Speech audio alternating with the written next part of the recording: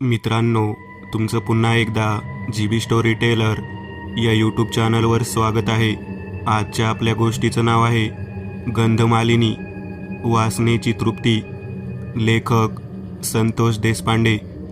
पण गोष्ट सुरू करण्याआधी जर कोणी या चॅनलवर पहिल्यांदाच आलेले असाल तर त्यांनी ह्या चॅनलला सबस्क्राईब करायला विसरू नका. चला तर मग अजिबात वेळ न घालवता गोष्टीला सुरुवात करूया.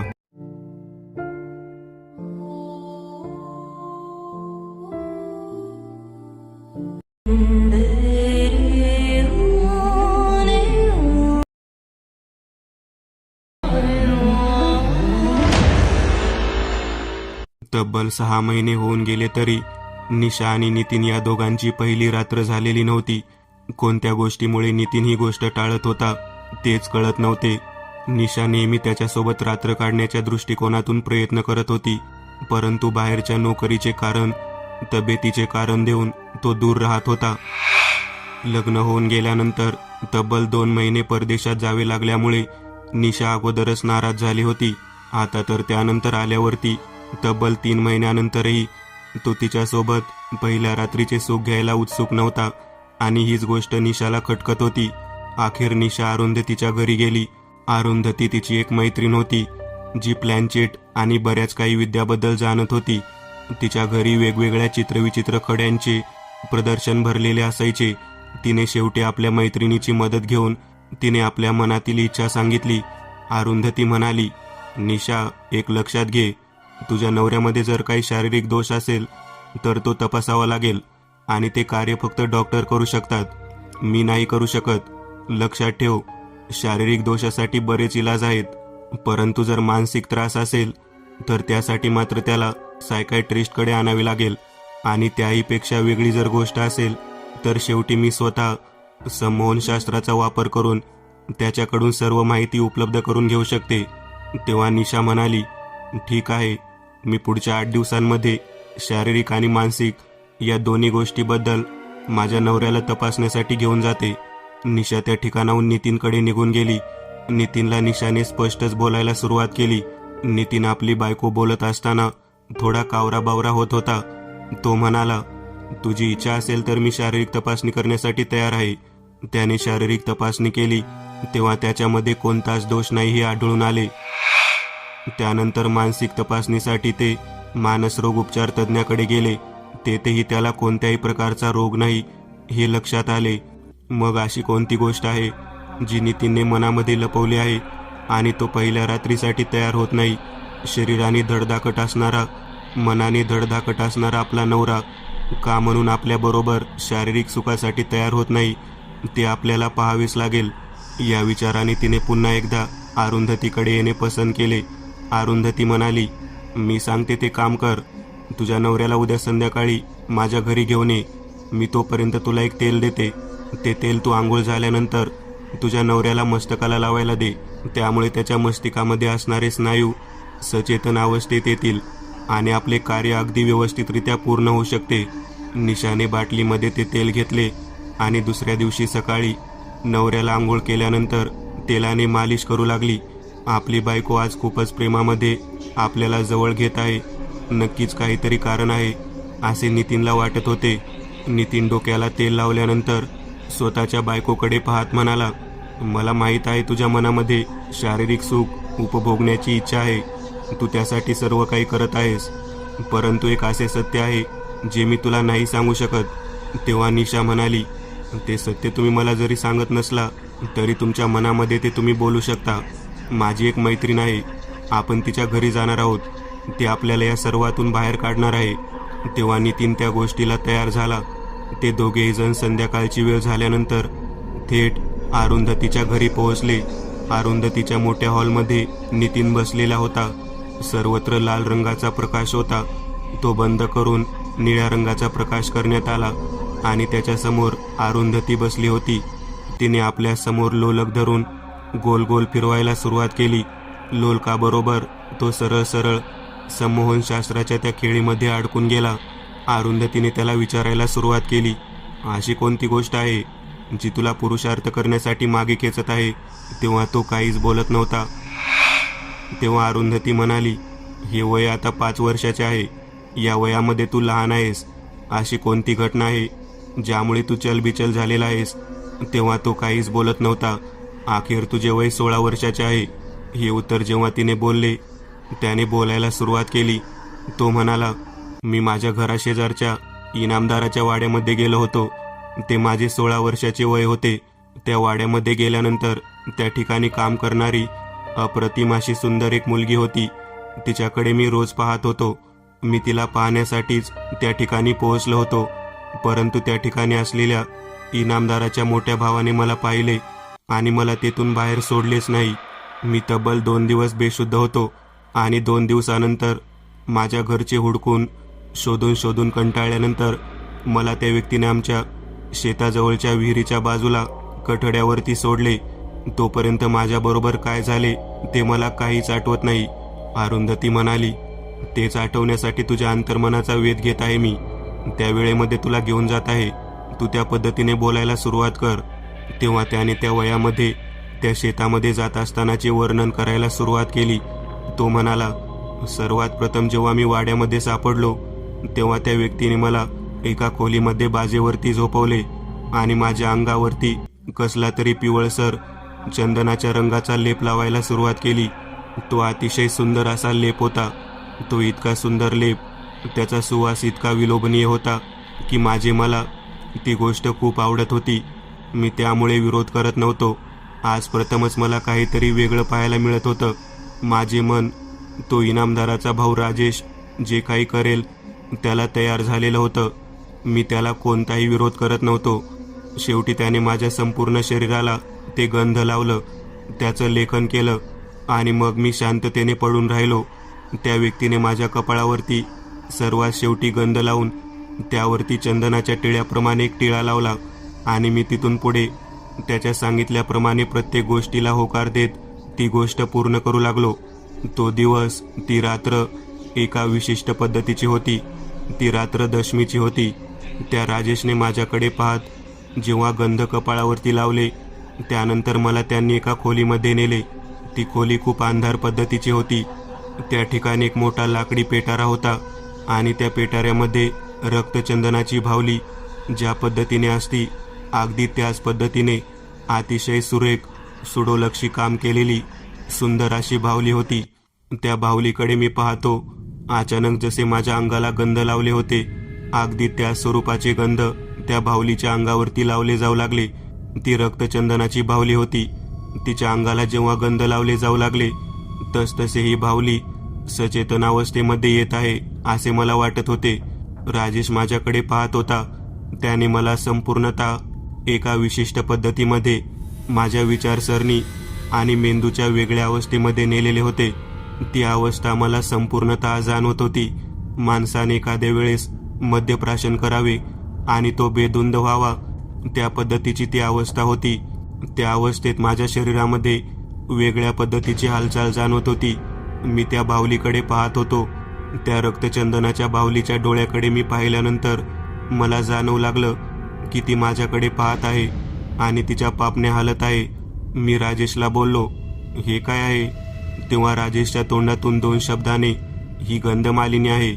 राजेशने ते नाव घेतल्यानंतर माझ्या लक्षात आले की समोर असलेली रक्तचंदनाची मोठी बाहुली, तिच्यावर गंधलेपन केल्यानंतर ती सचेतन अवस्थेत येऊन एका मुलीमध्ये परावर्तित झाली आणि ती माझ्याकडे पाहू लागली.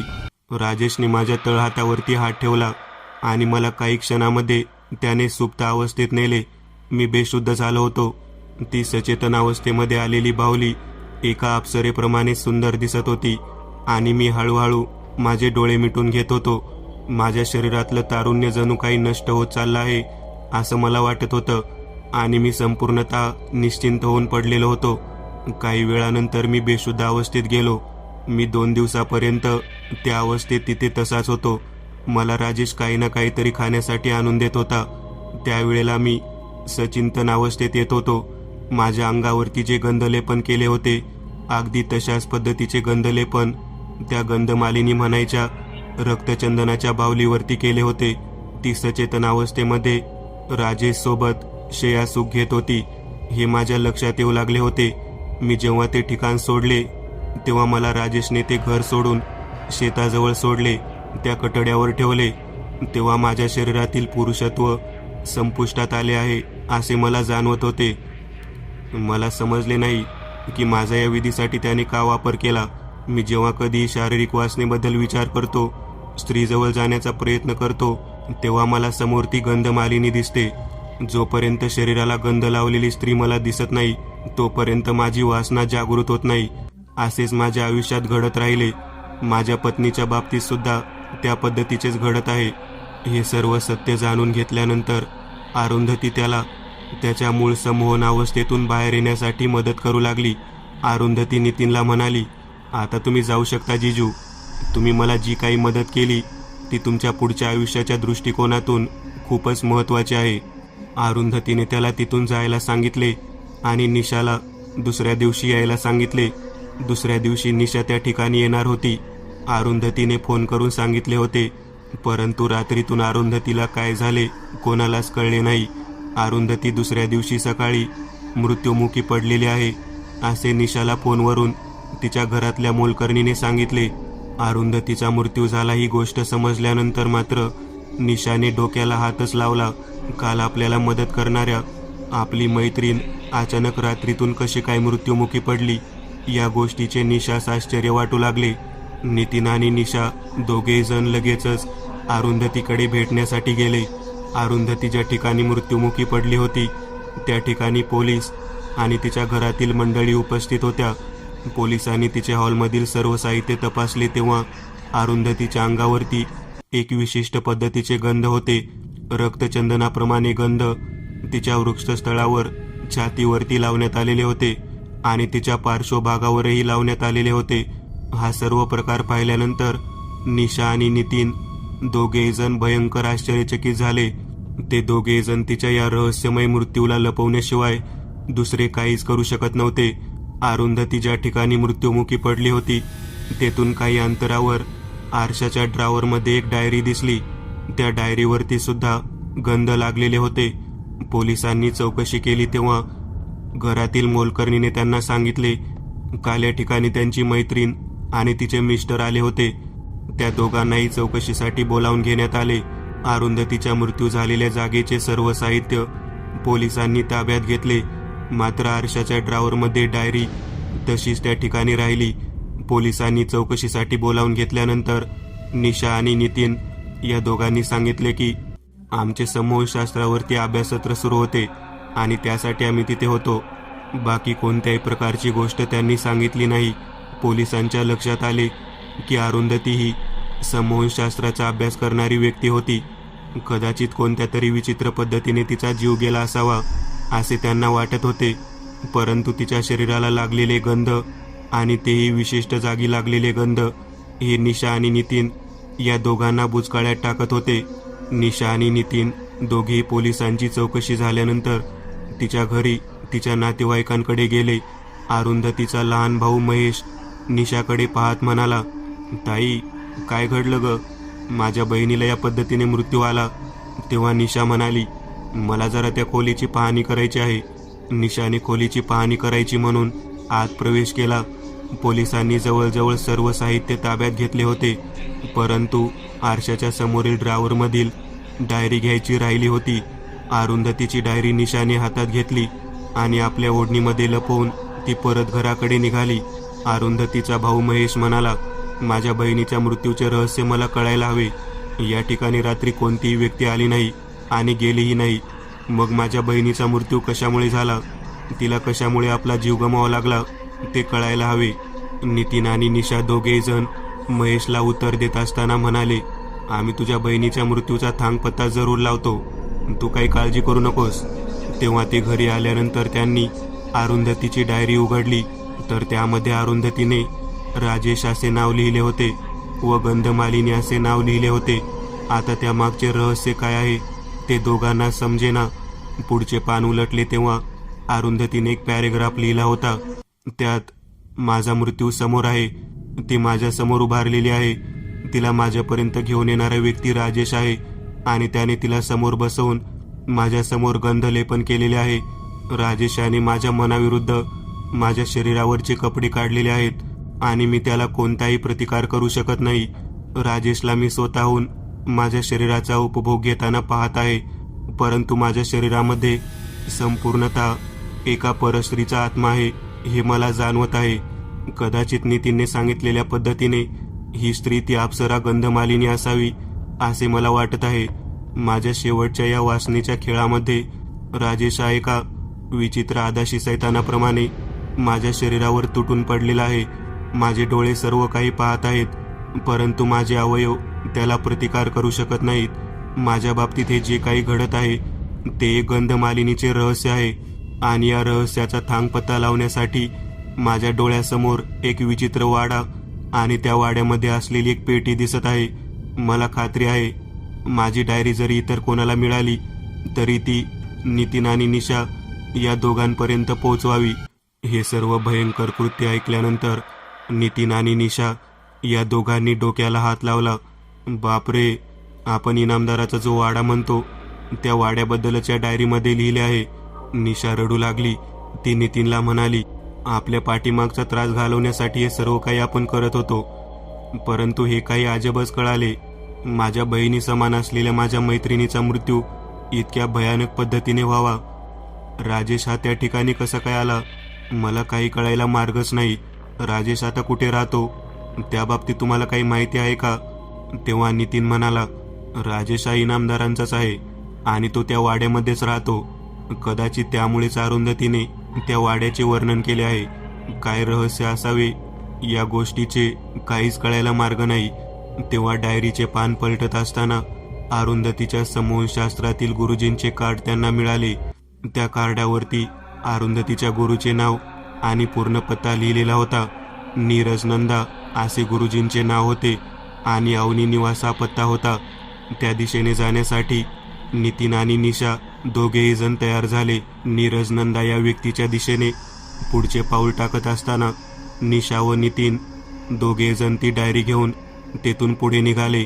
नीरज नंदा यांच्या पत्त्यावरती पोहोचल्यानंतर त्यांनी अवनीचा फोटो मोबाईलमधील त्यांना दाखवला आणि त्यांना घडलेली घटना सांगितली. नीरज नंदा या व्यक्तीने नितीनला परातीमध्ये पाणी दिले आणि त्यात पाय ठेवायला सांगितले. नितीनने परातीमधल्या पाण्यामध्ये पाय ठेवल्यानंतर त्याच्या तळव्यापासून लाल रंगाचा आणि काळसर रंगाचा भाग बाहेर येऊ लागला.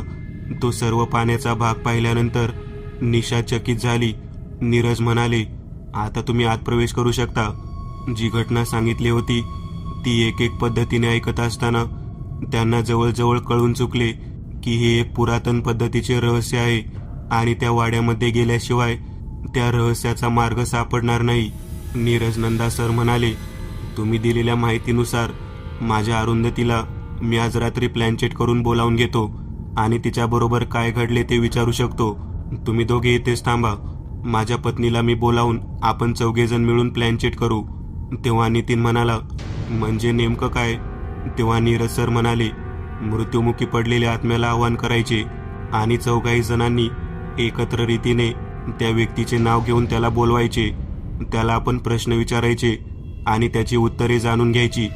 गुरुजींनी हे सांगितल्यानंतर नितीन आणि निशा दोघे जण तयार झाले.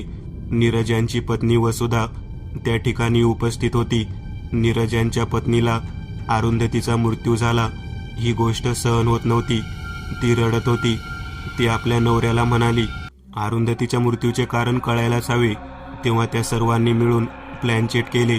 रात्रीच्या वेळी एका मोठ्या वाडग्यावरती त्यांनी मेणबत्ती लावली. तो वाडगा पालथा ठेवलेला होता आणि त्या टेबलावरती वाय आणि यन असे दोन्ही बाजूला लिहिलेले होते. त्यांनी आपली बोटं त्या वाडग्यावरती ठेवून एकाग्र चित्ताने अरुंधतीचे नाव घेऊन तिचा फोटो समोर ठेवून आवाहन करायला सुरुवात केली. नीरज सरांनी इतक्या तीव्रतेने आवाहन केले की काही क्षणात अरुंधतीचा प्रेतात्मा त्या ठिकाणी आला आहे हे त्या वाटीच्या हलण्यावरून लक्षात आले. एक विशिष्ट पद्धतीच्या गोष्टीतून त्यांनी प्रश्न विचारायला सुरुवात केली. अरुंधतीचा प्रेतात्मा समोर आला होता. त्याने आपल्या गुरुजींकडे पाहून नमस्कार केला आणि त्यानंतर नीरज सरांनी बोलायला सुरुवात केली. तुझा मृत्यू कोणत्या गोष्टीमुळे झाला? तेव्हा अरुंधतीच्या आत्म्याने सांगितले की तीव्र स्वरूपाचा शारीरिक संबंध झाल्यामुळे माझा मृत्यू झाला. या घटनेचा मुख्य सूत्रधार कोण आहे? तेव्हा तिने सरळ सरळ राजेश याचे नाव सांगितले. कोणत्या रीतीने राजेशने हे कार्य केले. तेव्हा गंधमालिनी हे नाव घेतले आणि अरुंधतीने आपल्या गुरुजींसमोर घडलेली घटना सांगायला सुरुवात केली. नितीन जेव्हा इथून निघून गेले त्यानंतर 11:30च्या सुमारास माझ्या बागेमध्ये कोणीतरी चालत आहे असे मला जाणवले. मी खिडकीतून पाहून पुढे बाहेर चालले तेव्हा मला अतिशय सुंदर अप्रतिम अशी एखादी अप्सरा असावी अशी स्त्री बागेमध्ये झोपाळ्यावरती बसलेली दिसली. मी आश्चर्यचकित नजरेने तिला पाहण्यासाठी गेले तेव्हा ती स्त्री नसून एक बाहुलीसारखी मुलगी होती हे मला जाणवले. मी तिला पाहून घाबरले कारण तिचे डोळे एका सैतानी स्त्रीप्रमाणे होते. तिने माझ्याकडे विकट हास्य करून पाहिले. तिचे डोळे, तिचे ओठ पाहून मी घाबरले. ते दोन्हीही लाल रंगाचे होते. इतक्यात माझ्या मागच्या बाजूने एक युवक आलेला दिसला. त्याने केवळ पांढऱ्या रंगाची धोती घातलेली होती आणि त्याचे केस खूप वाढलेले होते. त्या रक्तचंदनाच्या बाहुलीच्या स्वरूपातील भयानक मुलीने त्या बाहुलीने माझ्याकडे पाहिले. मी काही प्रतिकार करणे अगोदरच त्या मुलाने माझ्या मानेच्या मागच्या बाजूला 2 बोटांनी दाबून धरले आणि मी त्याच्या इशाऱ्यावरती चालत चालत घराच्या आतमध्ये गेले. बरोबर 12 वाजता त्या मुलाने समोर बसलेल्या अवस्थेत माझ्या शरीराला गंध लावायला सुरुवात केली. ती बाहुली माझ्यासमोर गंध लावलेल्या अवस्थेत होती. तिच्या छातीला, मांडीला, पार्श्वभागाला त्याने गंध लावले आणि त्याच पद्धतीने माझ्याही अंगावरती त्या रक्तचंदनाच्या बाहुलीच्या हाताने उगाळलेले गंध लावण्यात आले. बराच वेळ गेल्यानंतर ती बाहुली सचेतन अवस्थेत आली आणि त्या बाहुलीने राजेशच्या इच्छेखातीर माझे शरीर धारण केले. माझे शरीर धारण केल्यानंतर मला काही वेळानंतर जाणवू लागले की माझ्या शरीरात तीव्र आणि प्रचंड वासना भरलेली आहे आणि ती वासना तृप्तीच्या दृष्टीने नेण्यासाठी राजेश प्रयत्न करत आहे. राजेश माझे नाव घेऊन माझ्यासोबत शारीरिक सुखाचा भाग पूर्ण करत आहे. मी त्याच्या त्या शारीरिक वासनेच्या भागाला पूर्णतः सहमती दर्शवत आहे. हा प्रकार माझ्यासाठी फार भयानक होता.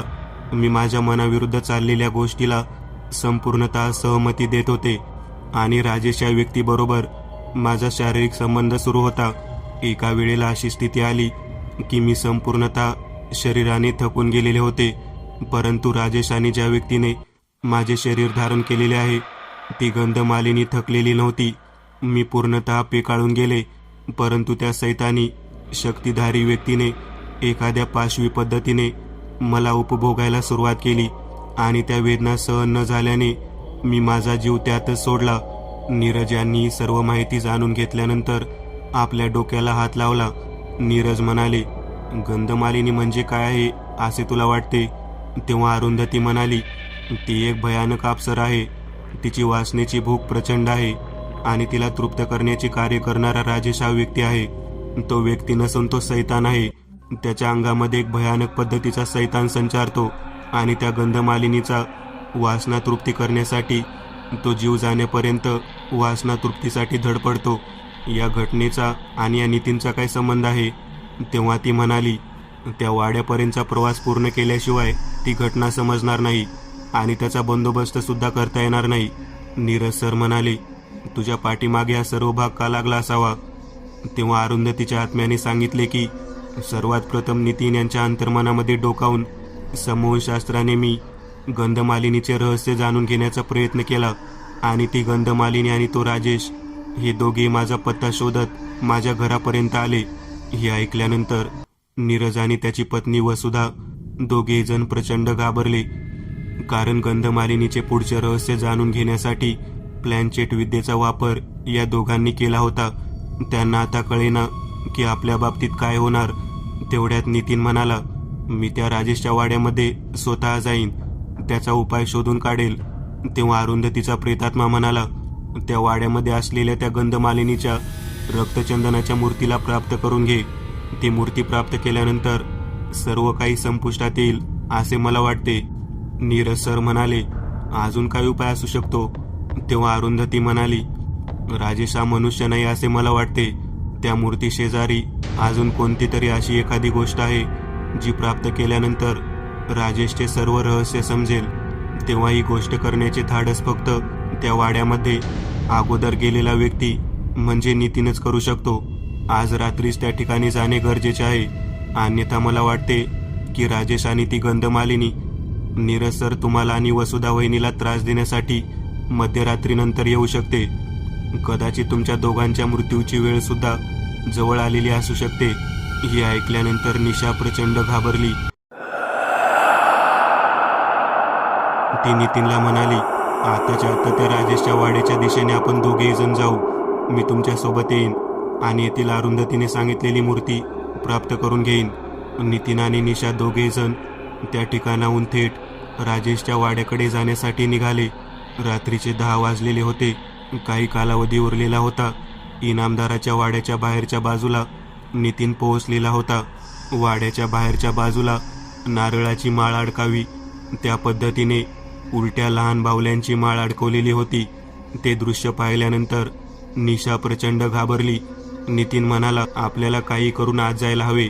तेव्हा त्या वाड्याच्या बाजूला असलेल्या भिंतीवरून त्या दोघांनी आत प्रवेश केला. आतमध्ये एका ठिकाणी होम पेटवलेला दिसत होता आणि त्या पेटवलेल्या होमाच्या उजेडामध्ये एक व्यक्ती संपूर्ण शरीराला तेल लावून नग्न अवस्थेत एका पायावर उभा राहून वरच्या दिशेने नमस्कार मुद्रेमध्ये मंत्रपठण करत होता. ते भयानक दृश्य पाहिल्यानंतर निशा नितीन दोघे जण अलगद पाऊल टाकत त्या व्यक्तीच्या मागील भागामध्ये असलेल्या वाटेने पुढे निघाले. खालच्या दिशेला एक स्त्री दीर्घ श्वास घेत आहे असा आवाज घुमत होता. नितीनच्या लक्षात आले की जी गंधमालिनीची बाहुली आहे ती याच ठिकाणी आहे. ते दोघे जण खालच्या दिशेने प्रवास करत चालू लागले. प्रवास करत निघाल्यानंतर तळघराच्या त्या चौकोनी पेटाऱ्याच्या आतमध्ये नितीनला एक रक्तचंदनाची अतिशय सुंदर दिसणारी बाहुली दिसली. त्या बाहुलीला निशाने अलगद उचलून बाहेर काढले.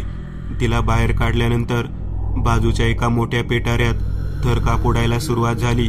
त्याचे झाकण तडतडू लागले. निशाने तो पेटारा उघडला तेव्हा त्यात एक रक्तचंदनाचा बाहुला होता. त्या बाहुल्याला सुद्धा तिने बाहेर काढले. ते दोघे एकमेकांच्या हातामध्ये दोन्ही बाहुले घेऊन उभारलेले होते. नितीनने रक्तचंदनाचा बाहुला घेतला आणि निशाने रक्तचंदनाची बाहुली आपल्या हातात घेतली. बरोबर 11 वाजलेले होते. त्याच वेळेला खालच्या बाजूला त्या पेटाऱ्यामध्ये एक ताडपत्री ग्रंथ दिसला. तो ग्रंथ निशाने आपल्या हातात घेतला आणि त्याचे पान उलगडले तेव्हा त्या ग्रंथावरती 2 बाहुल्यांचे चित्र होते, गंध आणि मालिनी. गंध त्या बाहुल्याचे नाव होते आणि मालिनी हे त्या बाहुलीचे नाव होते. ते दोघेही जण एकत्ररित्या असल्याने त्यांचे नाव गंधमालिनी म्हणून घेतले जात होते. या पुस्तकात पुढे लिहिण्यात आले होते की कामयांशी अप्सरेची साधना केल्यानंतर गंध नावाचा गंधर्व आणि मालिनी नावाची अप्सरा इच्छेसाठी स्वतःच्या वासनेच्या तृप्तीसाठी प्राप्त होते. ती बाहुली समोर ठेवून उगाळली असता आणि तिचे गंध एखाद्या स्त्रीला लावले असता, एखाद्या पुरुषाला लावले असता ते दोन्ही गंधर्व आणि अप्सरा त्यांचे शरीर धारण करतात आणि त्या शरीराची वासनेची तृप्ती पूर्ण करतात. हे रहस्य इतके भयानक आहे की जो व्यक्ती या रहस्याचा वापर करेल आणि त्याला जर एखादी स्त्री प्राप्त झाली नाही तर मालिनीच्या बाहुलीला तो स्त्री स्वरूपात गंध लावून बदलू शकतो आणि मनातील स्त्रीचे रूप घेत गंधलेपन केल्यावर त्या स्त्रीच्या रूपात मालिनीची बाहुली बदलू शकते. हे सर्व वाचल्यानंतर नितीनच्या लक्षात आले की आपण 16 वर्षाचे असताना आपल्या समवेत राजेशने असेच केले. आपल्याला गंधचे म्हणजेच गंधर्वाच्या बाहुलीचे गंध फासले आणि मालिनीच्या बाहुलीला तिचे स्वतःचे गंध फासून त्याने कोणत्या तरी स्त्रीचे रूप आटवून ते शरीर त्या मालिनीला प्राप्त करून दिले आणि माझ्या तारुण्याचा भाग स्वतः मंत्रविद्याने प्राप्त करून त्याने स्वतःच्या वासनेची तृप्ती केली. पुढचा उपाय वाचत असताना त्या दोन्ही रक्तचंदनाच्या बाहुल्या एकत्रित जर एका पेटीत ठेवल्या तर त्यांच्या वासनेची तृप्ती ते दोन्ही बाहुल्या नित्य निरंतर करतील. जर त्यांना वेगळे ठेवले तर ते त्यांना ठेवणाऱ्या व्यक्तीला कायमस्वरूपी वासनेची तृप्ती करून देण्यासाठी नवनवीन शरीर, नवनवीन तरुण मुले यांच्या तारुण्याचा भाग प्राप्त करून देतील. निशा आणि नितीन दोघे जण डोक्याला हात लावून म्हणाले, अरे बापरे, म्हणजे या 2 बाहुल्या आहेत ज्या रक्तचंदनाच्या आहेत, ज्यांना गंधर्व आणि मालिनी असे नाव आहे, म्हणून त्याला गंधमालिनी असे म्हणत आहेत. जर या एकत्रित ठेवल्या तर त्या स्वतःची वासना स्वतः पूर्ण करतील, परंतु जर या वेगळ्या ठेवल्या तर यांना जो ठेवणारा व्यक्ती आहे त्याला वरदान म्हणून वासनेची तृप्ती मिळेल, असे या ग्रंथात लिहिले आहे. नितीन, तू ही बाहुली आणि माझ्याजवळची बाहुली एकत्रितरित्या या ठिकाणी एका पेटीत ठेव. आपण ती पेटी घेऊन जाऊ आणि कुठेतरी गाडून टाकूयात. ते दोघे जण त्या पद्धतीने करण्यासाठी तयार झाले. गंध म्हणजेच गंधर्व आणि मालिनी या अप्सरेच्या दोन्ही बाहुल्यांना त्यांनी एका पेटीत ठेवले आणि ती मोठी पेटी आपल्या समवेत न्यायची म्हणून त्यांनी तेथून बाहेर पाऊल ठेवले. तेवढ्या समोर राजेश हा उभारलेला होता. तो संपूर्ण नग्न अवस्थेत मंत्र साधना करत उभारलेला असताना आता तो पूर्ण नग्न अवस्थेत समोर उभा राहून निशाकडे पाहत होता, नितीनकडे पाहत होता. तो दोघांनाही म्हणाला, मूर्ख आहात का तुम्ही दोघे जण नवदाम्पत्य असताना वासनेची तृप्ती पूर्ण करण्याच्याऐवजी वासनेची मिळालेली वरदानाची मूर्ती एकत्रितरित्या ठेवून वासना संपवून टाकत आहात. तेव्हा त्याने आपल्या हाताला समोर धरले आणि त्यांना म्हणाला, तुम्हाला मी प्रत्यक्ष वासनेचा खेळ दाखवतो, गंधमालिनी म्हणजे काय आहे ते दाखवतो. तेव्हा निशा त्याच्याकडे पाहून घाबरू लागली. राजेशाने डोळे मिटून कोणाचे तरी आवाहन केले. तेवढ्यात त्याच्यासमोर पाठीमागे चालत येत असलेली वसुधा आणि तिचा नवरा नीरज हे दोघे जण दिसत होते. राजेश म्हणाला, यांनीच तुमच्याकडून रहस्य जाणण्याऐवजी त्या अरुंधतीकडून रहस्य जाणले ना. आता या दोघांचा शारीरिक वासनेच्या खेळामध्ये जीव जाणार आणि त्यानंतर पुढचा नंबर तुमच्या दोघांचा असणार. निशा आणि नितीन दोघे त्या दोघांना पाहिल्यानंतर राजेशकडे पाहत म्हणाले, स्वतःच्या वासनेसाठी अप्सरा आणि गंधर्वाचा उपयोग करणारा तू एक नीच व्यक्ती आहेस. तेव्हा राजेशने काही उत्तर न देता स्वतःचे हात दाबून धरले. वसुधा त्याच्या हाताकडे पाहत होती आणि वसुधा पाठोपाठ नीरज सुद्धा त्याच्या हाताकडे पाहत होता.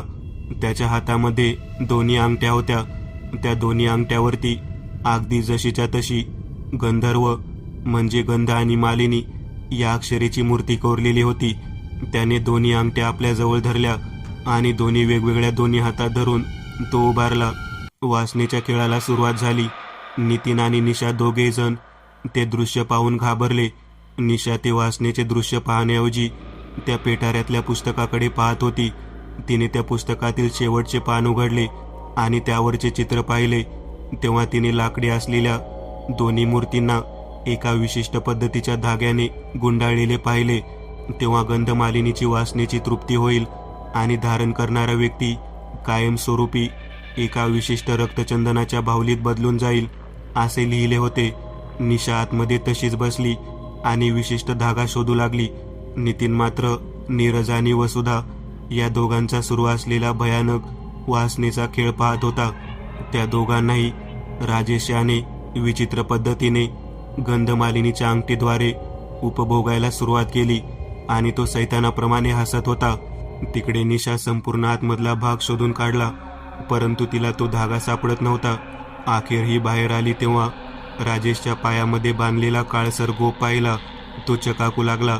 पुस्तकामध्ये दाखवल्या पद्धतीने तो गोप होता आणि त्याला प्राप्त करण्यासाठी निशा त्याच्या दिशेने निघाली. राजेशने नीरजचे शरीर धारण केले होते आणि तो मालिनीच्या वासनेची तृप्ती करण्यासाठी वसुधाच्या शरीराला उपभोगत होता. नितीनने निशाला थांबवले, परंतु निशा पुढे गेली आणि तिने त्या शारीरिक वासनेच्या खेळामध्ये राजेशच्या पायातील तो काळसर गोप तोडला आणि काही क्षणात त्या पुस्तकातील चित्राप्रमाणे त्या गंध आणि मालिनीच्या दोन्ही रक्तचंदनाच्या मूर्त्या त्या गोपामध्ये एकत्रित बांधल्या. त्या दोन्ही मूर्त्या एकत्रित बांधल्यानंतर काही क्षणात राजेश हा निस्तेज व्यक्तीप्रमाणे पडून राहिला. नीरज आणि वसुधा दोघेही शुद्धीत आले आणि गंध आणि मालिनी हे दोघेही गंधर्व अप्सरेच्या रक्तचंदनाच्या मूर्तीला कायमस्वरूपी एका पेटीत ठेवून त्यांनी ती पेटी आहे त्या जागी तशीच ठेवून दिली. नीरज निशाकडे पाहत म्हणाला, आपल्या नवऱ्यावरती आलेले संकट घालवण्याचे कार्य त्याची बायकोच करू शकते. तेव्हा नीरज सर यांनी बाजूला पाहिले तेव्हा तेथे राजेशच्या शरीराचे रूपांतर एका विचित्र पद्धतीच्या रक्तचंदनाच्या मूर्तीमध्ये झालेले होते. त्या मूर्तीला त्यांनी दुसऱ्या पेटाऱ्यामध्ये ठेवून दिले. अखेर ते पुस्तक सुद्धा त्याच पेटाऱ्यात ठेवून निशा, नितीन, वसुधा, नीरज तेथून निघाले. गंधमालिनीचे रहस्य या पद्धतीने त्यांनी रहस्यच ठेवले. मी एक नवीन चॅनल ओपन करत आहे. त्यावर तुम्हाला ॲनिमेटेड हॉरर स्टोरीज पाहायला मिळतील. त्या चॅनलची लिंक या व्हिडिओच्या डिस्क्रिप्शन मध्ये दिलेली आहे. चॅनलला सबस्क्राईब करायला विसरू नका. मित्रांनो, आज पुरतं एवढंच. तुम्हाला जर काही गोष्ट आवडली असेल तर नक्की लाईक करा. तुमच्यापैकी बरेचसे जण व्हिडिओ लाईक न करताच पळून जातात, पण हा जर व्हिडिओ तुम्ही लाईक केला तर मला जरा बरं वाटेल आणि असेच भारी भारी व्हिडिओ बनवायची माझ्यात एनर्जी येईल. त्यामुळे नक्की लाईक करा आणि अजूनही कोणी या चॅनलला सबस्क्राईब केलेलं नसाल तर लगेच सबस्क्राईब करून टाका आणि बाजूची घंटी ती मात्र दाबायला विसरू नका. देवाची घंटी आहे ती. चला तर मग पुन्हा भेटूया अशीच एक आगळी वेगळी गोष्ट घेऊन पुढच्या भागात.